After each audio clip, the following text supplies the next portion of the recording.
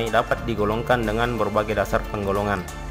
Sebagian para ahli mencoba menggolongkan sungai berdasarkan sumber airnya. Ada pula yang menggolongkan berdasarkan kekekalan pengaliran airnya. Berdasarkan sumber airnya, sungai dibedakan menjadi 3, yaitu sungai hujan, sungai gletser, dan sungai campuran. Berikut ini penjelasan dari ketiga sungai tersebut. Sebelum kita lanjut, bagi teman-teman yang belum subscribe channel ini, ayo buruan klik tombol subscribe-nya. Pertama, sungai hujan.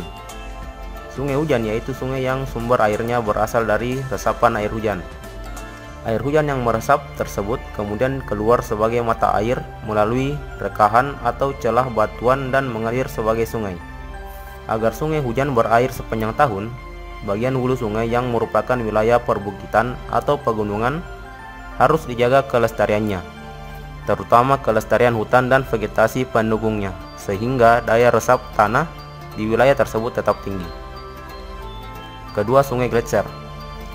Sungai gletser adalah jenis sungai yang sumber airnya berasal dari pencairan es atau gletser.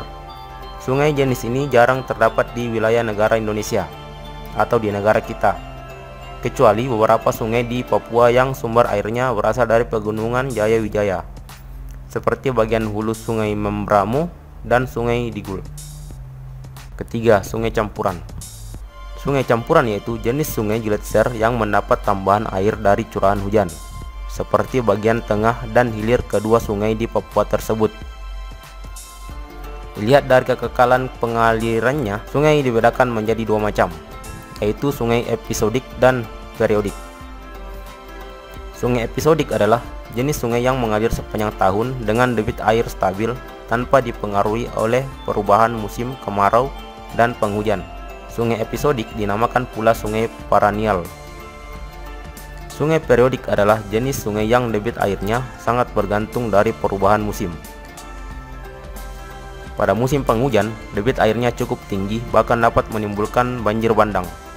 Akan tetapi, pada musim kemarau, debit airnya turun drastis bahkan kering.